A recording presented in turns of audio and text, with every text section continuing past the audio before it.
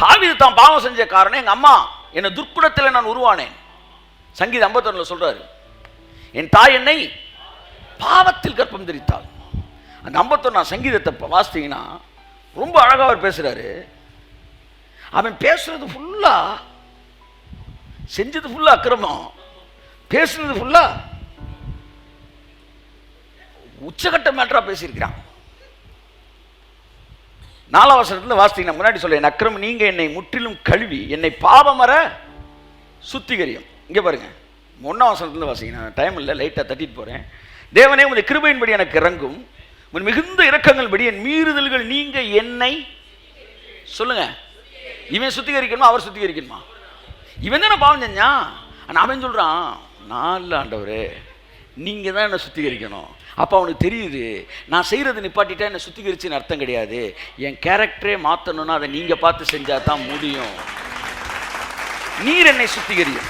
அடுத்த வசனத்தை பாருங்க, அக்கிரமங்க நீரை என்னை கழுவி, யார் கழுவணுமா? அவர் தான் கழுவணுமா? இதுல எதுவுமே நான் செய்வேன்னு அவன் சொல்லவே இல்லை. ஒன்னே ஒன்று செய்வேன், அறிக்கை செய்றேன்னு சொன்னான். அந்த அறிக்கை செய்றேன்னு சொல்லிட்டு அது கூட உங்களுக்கு தேவையில்லை. ஆனால் நீங்கள் நியாயம் விசாரிக்கும் போது இவனுக்கே இதை கொடுத்தீங்கன்னு 4 பேர் உங்களை பார்த்து கேட்டா, இவன் அறிக்கை செஞ்சான்னு உங்கள் பரிசுத்தம் விளங்குவதற்காக அறிக்கை பண்ணுறேன். 4 பேர் உங்களை பார்த்து கேள்வி கேட்டக்கூடாது, அதுக்கு தான். மற்றபடி நான் உங்களுக்கு அறிக்கை கூட பண்ண தேவையில்லை அப்படின்னு சொல்லிட்டு எல்லாமே தேவன்னா என்ன செய்யணுன்றான். அடுத்த வசனம் பாருங்க, என்ன நீங்கள் கழுவுங்க, பாவமர என்ன சுத்திகரிங்க. அந்த மனுஷனுக்கு நல்லா தெரிஞ்சிருக்கு, நீதிமானாக்கப்படுறது ஏதோ நம்ம செய்கிற வேலைலாம் கிடையாது, அது தேவன் செய்கிற வேலை. கை தட்டுங்க, ஆமென்.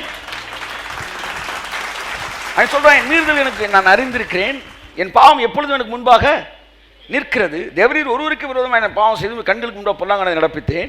நீர் பேசும்போது உடைய நீதி விளங்கவும், நீ நியாயம் தீர்க்கவும் உடைய பரிசுத்தம் விளங்கவும் தான் இதை அறிக்கை எடுக்கிறேன்.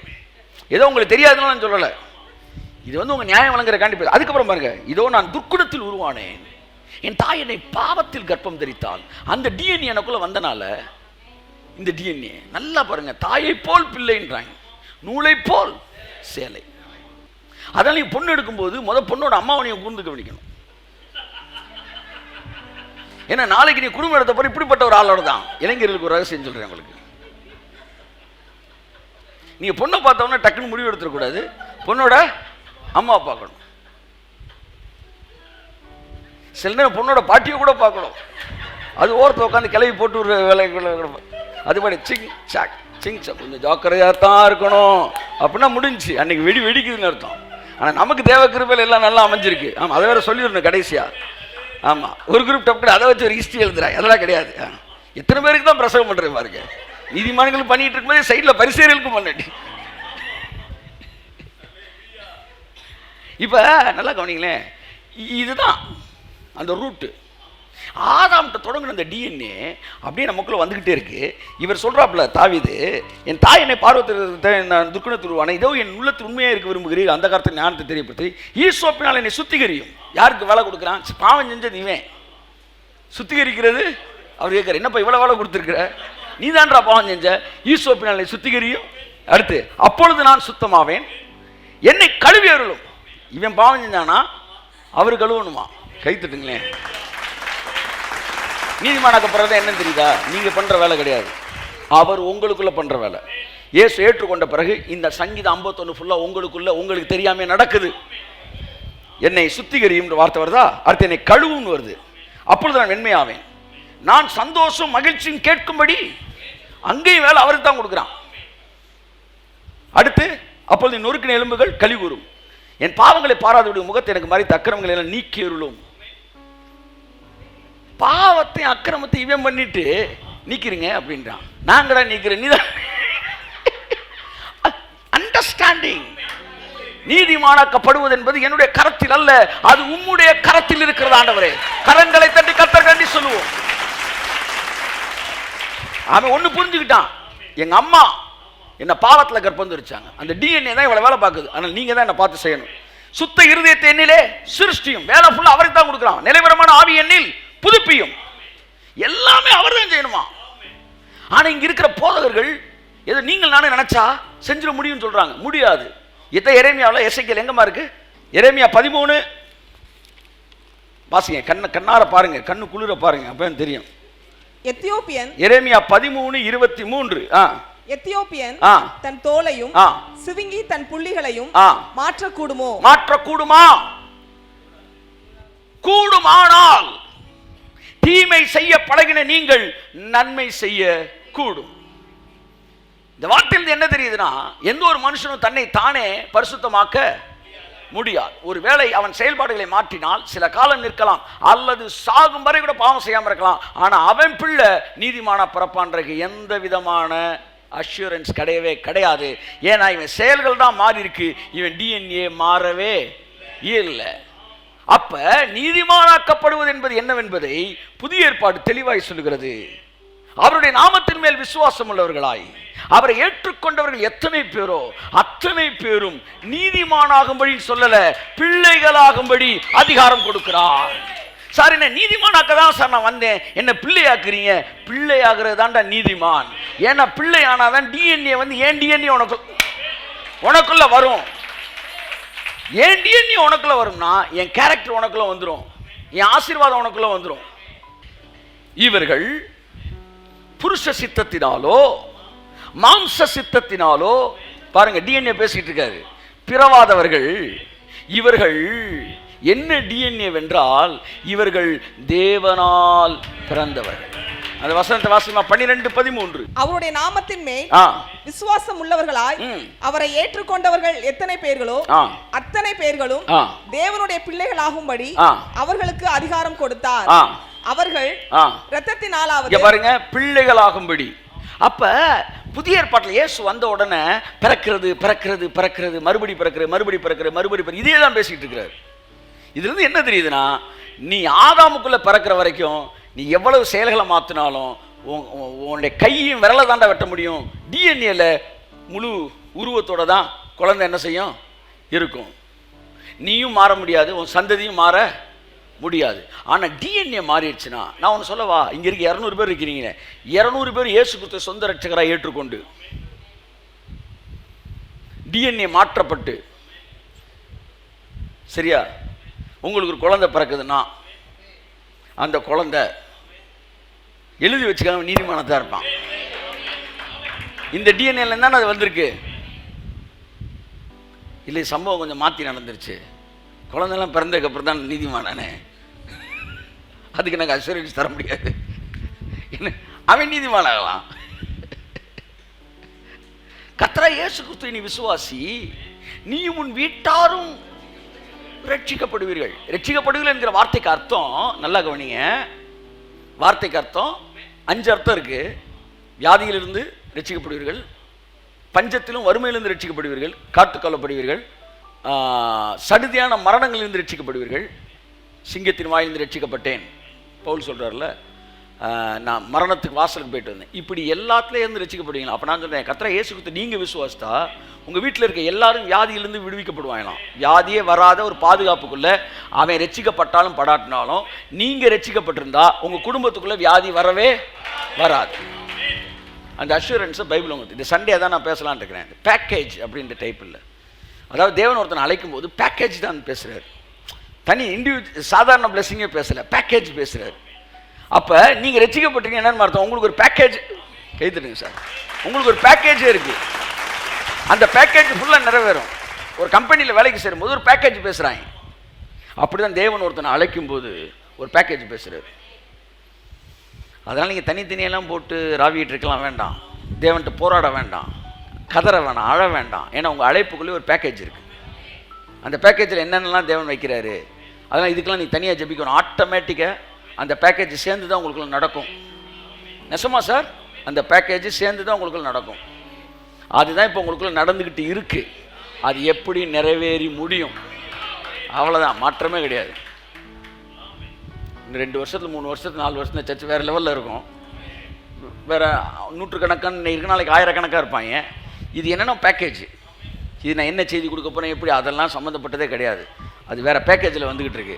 அது தானாக அதினதின் காலத்தில் தானாக நடக்கும். அப்படி தான் உங்கள் வாழ்க்கையில் தேவன் அந்த பேக்கேஜ் எல்லாம் அழைச்சிருக்கிறாரு.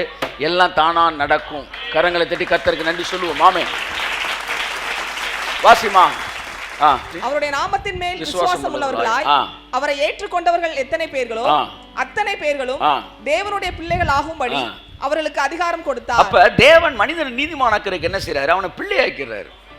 ஏன் பிள்ளையாக்கணும்? பிள்ளை என்பதுதான் டிஎன்ஏ சம்பந்தப்பட்டது. சீசனாக்கல, பிள்ளையாக்குறாரு. ஆமென் சொல்லுங்க. அப்ப நீங்க நீதிமான் ஆகிறதுக்கு என்ன செஞ்சீங்க? இயேசுவுக்கு பிள்ளை ஆனீங்க. பிள்ளை ஆனவங்களாம் கை தூக்குங்க. அப்படின்னா என்ன அர்த்தம்னா, உங்க டிஎன்ஏக்குள்ள அவர் டிஎன்ஏ தான் இருக்கு.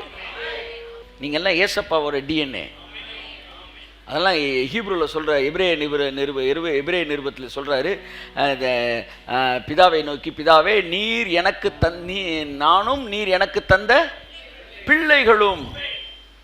நமக்கெல்லாம் என்ன சொல்கிறார் இயேசு? யாருன்னு சொல்கிறாரு? பிள்ளைகள்ன்றாரு. பிள்ளைகள். அப்போ பிள்ளைன்னு வந்த பிறகு எல்லாமே ஆட்டோமேட்டிக்காக செட் ஆயிடுது. சரி வாசி. அவர்கள் இரத்தத்தினாலாவது மாம்ச சித்தத்தினாலாவது புருஷனுடைய சித்தத்தினாலாவது பிறவாமல் தேவனாலே பிறந்தவர்கள். கை தட்டுங்களேன் இந்த வசனத்தை. ஆமென். Not by flesh. அவர் ஹஸ்பண்ட் வில்லு, எனக்கு ஒரு குழந்தை வேணும் என்று சொல்லி ஹஸ்பண்ட் சொல்லி வந்து அவரோட வில்லில் பிறக்கிற ஆள் கிடையாது. நீங்களும் நானும் தேவனால் பிறந்திருக்கிறோம்.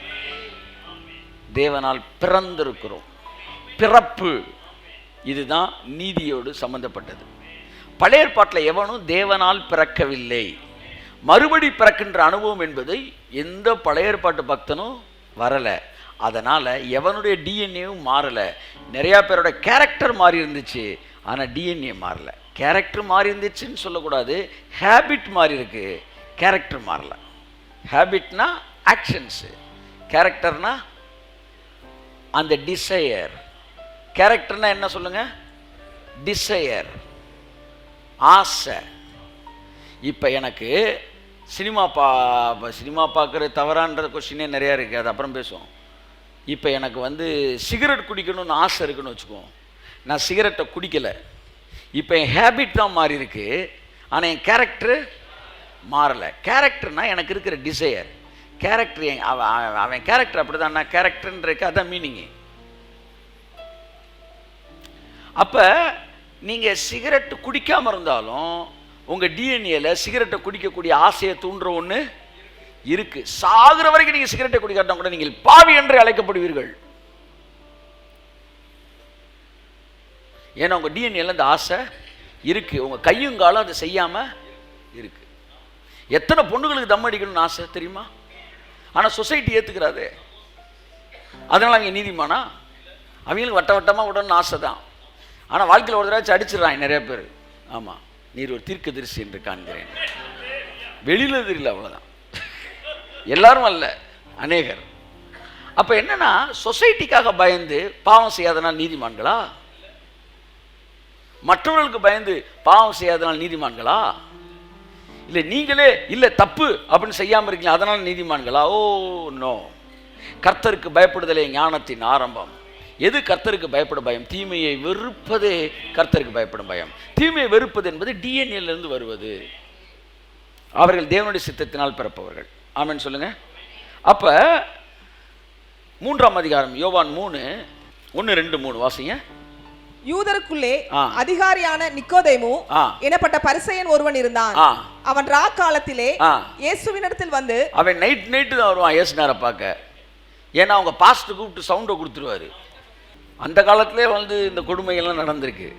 ராக்காலத்தில் இயேசுவினிடத்தில் வந்து, நீர் தேவனிடத்திலிருந்து வந்த போதகர் என்று அறிந்திருக்கிறேன். ஏனெனில் ஒருவனும் தன்னுடனே தேவன் இராவிட்டால் நீர் செய்கிற இப்பேற்பட்ட அற்புதங்களை செய்ய மாட்டான் என்றான். மிராக்கிள்ஸை பற்றி பேசிகிட்டு இருக்கிறான்.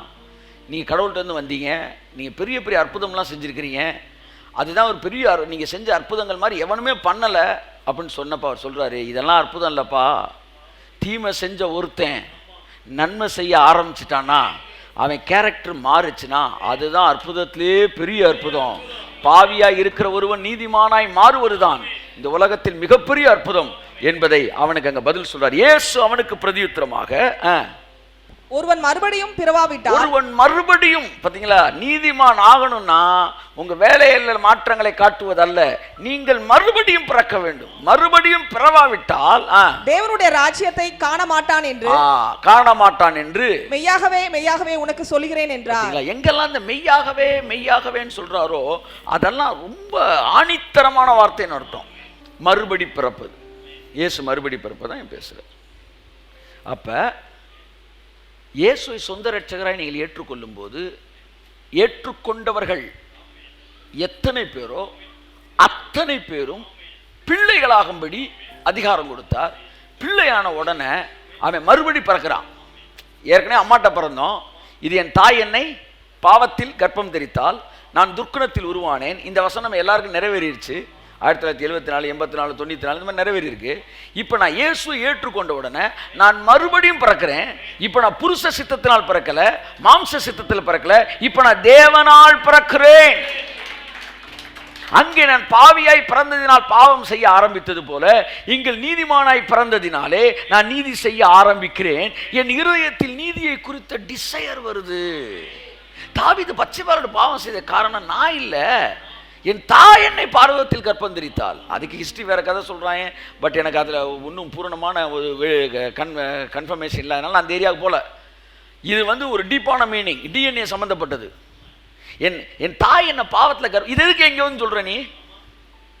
நீ பாவ அறிக்கை பண்ணும்போது உங்க அம்மாவை பத்தி நீ எதுக்கு பேசுற? நீ ஏன்னா எங்க அம்மாவுக்கும், அதாவது அம்மானா அவன் லிட்ரல் மீனிங் கிடையாது, என்னுடைய ஜீனுக்கும் எனக்கும் சம்பந்தம், என் செயலுக்கு சம்பந்தம் இருக்கு சார்ன்றான். அதனால என்ன கழுவுங்கன்னு சொல்லும் போதெல்லாம் அவன் உடம்ப கழுவுறதோ பாவத்தை கழுவுறதோ பேசல, என் டிஎன்ஏ டிஎன்ஏ டிஎன்ஏ அதெல்லாம் பிறப்பை பத்தி பேசிட்டு இருக்கிறான். பிறப்பு ரொம்ப முக்கியமானது. நம்ம பாவம் செய்யாவிட்டாலும் பிறப்பு மாம்சப்படி இருக்கும்போது அந்த பாவத்துக்கான டிஎன்ஏ இருக்கு. நம்ம ஆவிக்குள்ள பிறக்கும் போது அந்த டிஎன்ஏ மாற்றப்படுகிறது. அதான் ஒரு பெரிய ஆச்சரியமான விஷயம். ரட்சிக்கப்பட்டவனுக்கு டோட்டலா டிஎன்ஏவே மாறுது. எப்படி கண்டுபிடிக்கலாம்னா அவன் டிசையர் மாறுது. நான் சொல்லவா, பைபிள் படின்னு 10 வருஷமா ஒருத்தன் உட்கார வச்சு சொல்லுங்க, டெய்லி சொல்லுங்க. அவனுக்கு பைபிள் படிக்கணும்னு தோணவே, நீ சொல்றக்கா ஒரு நாள் வாசிப்பான். ஆனா 10 வருஷமா நீ சொல்லிக்கிட்டே இருந்தீங்கன்னா டக்குன்னு ஒரு நாள் பைபிளை நெஞ்சோட பிடிச்சு, இதுவே என் ஜீவன், என் வாழ்க்கை, நீங்க 10 வருஷமா சொன்னதுனால மாறுவான்றீங்க, மாற மாட்டான். ஆனா ஒரே ஒரு நாள் இயேசு ஏற்றுக்கொண்டான்னா, கை தட்டுங்களேன் ஒருத்தவருக்கு. ஆமென். இந்த வசனம் அவனுக்கு ஜீவனா என்ன செஞ்சிருது? மாறிடுது. இதுவே எனக்கு ஆறுதல், இதுவே எனக்கு உசுறு, இதுவே எனக்கு அப்பம்ன்றான். இதெல்லாம் எப்படி சார் ஒரு நிமிஷத்துல வந்துச்சுன்னா? டிஎன்ஏ மாறுது. கை தட்டுங்க ஒருத்தவருக்கு. ஆமென் ஆமென் ஆமென் ஆமென். புரியுதா உங்களுக்கு? அதுக்கப்புறம் தேவன் என்ன செஞ்சிடறாரு? அவன் டிஎன்ஏ மாத்திட்டார்ல, இனி கவலையே கிடையாது. அவனை சர்ச்சுக்கு வர வச்சிருவாரு, அவன் ஊழியம் பண்ண வச்சிருவாரு, அவனை கொடுக்க வைக்கணுமா கொடுக்க வச்சிருவாரு. எல்லாம் டிஎன்ஏக்குள்ளேருந்து வேலை நடக்கும். இதுதான் புதிய ஏற்பாட்டில் சொல்றாரு. பழைய ஏற்பாட்டிலே நான் என்னுடைய கட்டளைகளை கற்பலகையில் எழுதி கொடுத்தேன், ஆனா புதிய ஏற்பாட்டில் அவன் டிஎன்ஏல நான் எழுதிடுவேன்ற. கை தட்டுங்க. ஆமென் ஆமென் ஆமென். சோ நியூ கவனன்ட் எங்க எழுதப்படுகிறது? டிஎன்ஏ. மனது மீன்ஸ் என்ன? நான் சொன்னேன் டிசையர், கேரக்டர். இதெல்லாம் எது சம்பந்தப்பட்டது? மனது. இது டிஎன்ஏ சம்பந்தப்பட்டது. என் மனசு ஏதமா நினைக்கும், என் டிஎன்ஏ எதை நினைக்க எத்தனை நினைக்கும். மனதில் எழுதுவேன்ல அந்த வசனம் எங்க இருக்கு? எபிரேயர் 8:10. அந்த நாட்களுக்கு பின்பு நான் இஸ்ரவேல் குடும்பத்தாருடைய பண்ணும் உடன்படிக்கையாவது புது உடன்படிக்கை. ஆமென். என்னுடைய பிரமாணங்களை அவருடைய மனதிலே வைத்து அவர்களுடைய இருதயங்களில் அவைகளை எழுதுவேன். நான் அவர்கள் தேவனாய் இருப்பேன், அவர்கள் என் ஜனமாய் இருப்பார்கள். பாத்தீங்களா? அப்ப நெஞ்ச தொட்டு சொல்லு. இது ஏன் தலையை தொட்டு சொல்லக்கூடாதா? ஏன் கையை தொட்டு சொல்லக்கூடாதா? ஏன் நெஞ்ச தொட்டு சொல்லணும் அப்படின்னா, டிசையரு, உண்மை, ரியல் லவ், இதெல்லாம் நெஞ்சில் தான் இருக்கு. இது எங்க இருந்து வருதுன்னா, இதுதான் ஒரிஜினாலிட்டி. அப்ப தேவன் சொல்றாரு, இந்த புதிய உடன்படிக்கையில இந்த கற்பனைகளை எல்லாம் நான் கல்லில் எழுதி கொடுக்க மாட்டேன், உன்னுடைய நெஞ்சிலே எழுதிடுவேன். அப்ப நீ நெஞ்ச தொட்டு சொல்லுவ, ஆண்டவரே உண்மைக்கே நீங்க மட்டும் இல்லாம போனா நான் எப்போவே என்ன பட்டது, நீங்கள் மட்டும் இல்லாதிருந்தா என் சஞ்சலத்தில் அழிந்திருப்பேன். இப்போ தான் அது உள்ளே இருந்து வருது ரியாலிட்டி. அப்போ தேவன் சக்ஸஸ்ஃபுல்லான ஒரு வேலையை செய்கிறார். சும்மா நீதிமானாக்கப்பட்டு நானும் ரட்சிக்கப்பட்டுட்டேன் சார் என்பது அல்ல.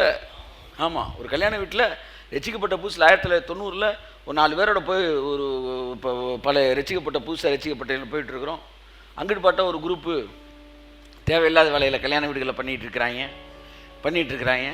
உடனே என் கூட உள்ள ஒருத்தர் வேமா ஓடி வந்தார், ஜஸ்டின்னு ரட்சிக்கப்பட்டுட்டோமேடா, ஜஸ்டின்னு ரட்சிக்கப்பட்டு ரொம்ப வருத்தமாக சொன்னான். என்னடா ஆச்சு? அவன் நினைச்ச ரட்சிக்கப்பட்டோம்னா சந்தோஷமாக இருக்கவே முடியாது, ரட்சிக்கப்பட்டோம் நம்ம இந்த பாவங்கள்லாம் செய்யக்கூடாதுன்னா அவன் இன்னும் ரட்சிக்கவே படலை. ரட்சிக்கப்படுறது என்ன தெரியுமா? என் டிசையரே மாறுறது. அதனால தான் நம்ம முன்னாடி மாதிரி சொந்தக்காரன் கல்யாணம், அவங்க கல்யாணம், அதை முன்னாடி முந்தின நாள் உட்காந்து குரூப்பாக ஃபேமிலியாக உட்காந்து தாப்படிக்கிறது, அதுக்குள்ளெல்லாம் மனசு போல பாருங்க. இப்போ கொஞ்சம் கொஞ்சமாக அதிலேருந்து வந்துட்டோம் பார்த்தீங்களா? முன்னாடிலாம் உட்காந்து கல்யாணத்துக்கு முந்தின நாள் உட்காந்து எல்லாம் உட்காந்து கதையை பேச, ஊர் கதையை பேச, போக மாட்டேங்குது, இன்னும் போகுதே சார் அப்படின்னா நீ மறுபடியும் பிறக்கணும். இன்னும் மனசு அங்கேயே தான் போகுது அப்படின்னா நீ மறுபடியும் பிறக்க. ஆனால் நமக்கு அந்த டிசைர் மாறுது. அப்போ டிஎன்ஏல ஏதோ வேலை நடக்குது. அதை வாசிங்க. என் பிரமாணங்களை அவர்கள் மனதில் வைத்து, வாசிமா முடிக்கிறேன். அந்த நாட்களுக்கு பின்பு நான் இஸ்ரவேல் குடும்பத்தாரோட பண்ணும் உடன்படிக்கையாவது என்னுடைய பிரமாணங்களை அவர்களுடைய மனதிலே வைத்து அவர்களுடைய இருதயங்களில் அவைகளை எழுதுவேன். சூப்பர். நான் அவர்கள் தேவனாய் இருப்பேன். பாருங்க, நான் அவர்கள் தேவனாய் இருப்பேன், அவர்கள் என் ஜனமாய் இருப்பார்கள். அவர்கள் முக்கியமான வார்த்தை, இதுல பெரிய ரகசியம் இருக்கு. அவர்கள் என் ஜனங்களாய் இருக்க வேண்டும் சொல்லல, இருப்பார்கள். கையை தட்டி இருப்பார்கள். சார் எப்படி சார் இவ்வளவு ஆணித்தரமா சொல்றீங்க? டிஎன்ஏல கை வச்சிருக்கேன்டா, இருப்பான்டா. ஆமென் சொல்லுங்க. ஆமென். இருப்பார்கள். இதுக்கு மேல என்ன வேணும்? அவர் சொல்றார் இருப்பார்கள். அவர்கள் என் ஜனங்களாய் இருப்பார்கள். ஆனா உபாகமல, லேவியராகமம், யாத்திராகமம் பார்த்தீங்கன்னா, நீ இருப்பாயானால், நீ கீழ்ப்படிவாயானால் அப்படின்னா நீ செய்வாயானால், நீ செய்யணும்னு அர்த்தம், நீ செஞ்சா கிடைக்கணும்னு அர்த்தம், நீ பிள்ளையா இருக்கணும்னு அர்த்தம். ஆனா இங்க இருப்ப, அவர்கள் என் ஜனங்களாய் இருப்பார்கள். அடுத்த வசனத்துக்கு போன இன்னும் நல்ல விஷயங்கள்லாம் அந்த இருக்கும். வாசிங்க. அப்பொழுது சிறியவன் முதற்கொண்டு பெரியவன் வரைக்கும் எல்லாரும் என்னை அறிவார்கள். நல்லா கவனிங்க. ஹலோ, சூப்பரா டிஎன்ஏ பத்தி பேசுறீங்க. எல்லாரும் என்னை அறிவார்கள். ஓகேயா? இங்க பாருங்க, ஒரு ஐஸ்கிரீம் பார்க்க போறீங்க. அம்மா வந்து ஐஸ்கிரீம் சொல்லுது, அப்பா ஐஸ்கிரீம் சொல்றாங்க, பையன் சின்ன பையன், நீங்களாம் பெருசுங்க, நீங்க ஐஸ்கிரீம் சாப்பிடுங்க, எனக்கு அதெல்லாம் இன்ட்ரெஸ்ட் இல்லைன்னு சொல்லுவானா? அவன் என்ன சொல்லுவான்? எனக்கு ஐஸ்கிரீம் வேணும். 8 வயசு பையனுக்கும் ஐஸ்கிரீம்னா நாக்கில் எச்சு ஊறுது, 50 வயசு 40 வயசு ஆளுக்கு எச்சு ஊறுது. எல்லாருக்கும் எச்சு ஊறுதா? எல்லாருக்கும் எச்சு ஊறுதுல. அந்த மாதிரி இந்த ரட்சிப்பின் அனுபவத்துக்குள்ள வந்துட்டா வயசானவன் தாண்டா பைபிள் படிக்கணும் கிடையாது. வயசானவனுக்கு எச்சு ஊறும், வாலிப பையனுக்கு எச்சு ஊறும். இயேசுனாலே ஒட்டுமொத்தமா சிறியவன் முதல் பெரியவன் வரைக்கும் எல்லாருக்குமே என்னை அறிவார்கள். அடுத்த வசனம் வரி ரொம்ப முக்கியமானது. ஆகையால் கர்த்தரை அறிந்து கொள் என்று, கர்த்தரை மெதுவா போ, அறிந்து கொள் என்று ஒருவன் மெதுவா போ, கர்த்தரை அறிந்து கொள் என்று ஒருவன் தன் சகோதரனுக்கு போதிக்க வேண்டுவது. எந்திரிச்சிருந்த கை தட்டணும், எந்திரிச்சிருந்த கை தட்டணும். போதிக்க வேண்டுவதில்லை, அதுதான் நீதிமானாக்கப்படுது, அதுதான் டிஎன்ஏ சேஞ்ச். இதை விட்டுட்டு பொடி போட்டதை விட்டியா, பீடி குடிச்சதை விட்டியா? இதுல வேற அவர் ஆழமான பிரசங்கி. ஆமா, அப்படியே ஆழத்துல வச்சு மண்ணை போட்டு மூடிடு. வசனம் அறியாதவர்களை குறித்து வருத்தப்படதான் வேண்டியது. சரி, வேணா விட்டுருக்கேன். இப்ப நம்ம மேட்டருக்கு வருவோம். ஒருவன் போதிக்க வேண்டியதே இல்லையா? அப்படி நீதிமான் ஆயிட்டீங்கன்னா உங்களுக்குள்ளேயே அந்த டிஎன்ஏவே போதிக்கும். எத்தனை பேர் பாவம் செய்ய போதிச்சா? உங்களுக்கு பாவம் செஞ்சீங்களே, சினிமா தேட்டருக்கு போகும்போது வரிசையில் நிற்கணும்பா, கையை விடணும், அவர் டிக்கெட் கொடுத்தவொடனே உடனே நீ வெளியே எடுத்து சொல்லி கொடுத்தாங்களா? அதெல்லாம் தானா டிஎன்ஏ வேலை பார்க்குது. மனுஷரை எங்கள் தலைமேல் ஏறி போக பண்ணினீர். தீபாவளி அன்னைக்கு உள்ள போய் உட்காந்துட்டு சொல்றான், தீயையும் தண்ணீரையும் கடந்து வந்தோம், இதோ செழிப்பான இடத்துக்கு எங்களை கொண்டு வந்தீர். மனுஷர்கள் தலைமேல் ஏறி போ. இதெல்லாம் யார் சொல்லி கொடுத்தது? உங்களுக்கு வாத்தியார் வச்சு டியூஷன் எடுத்தாங்களா? கவுண்டர் எப்படி போன நீ வந்து செஞ்சு கட்டுறான், வரிசையாவா அடி வாங்க போறோம். அது தானா டிஎன்ஏ வேலை பார்த்துச்சு. அப்படித்தான் நான் என்ன சொல்ல வரேன்னா, உங்களுக்குள்ள இருக்கிறத நீங்க சாதாரண நினைக்க வேண்டாம். இந்த டிஎன்ஏ மாறும்போது கேரக்டர், டிஎன்ஏவையும் கேரக்டர் தான் பேசிக்கிட்டு இருக்கேன். அடுத்து டிஎன்ஏவையும் நான் ஞானத்தையும் டிஎன்ஏவையும் உங்களுடைய ஆரோக்கியத்தையும் கனெக்ட் பண்ணி ஆவியானவர் உங்களுக்கு உதவி செய்வாராக. டிஎன்ஏ வரைச்சுன்னா ஆரோக்கியம் இருக்கு, ஒத்துக்கிறீங்களா?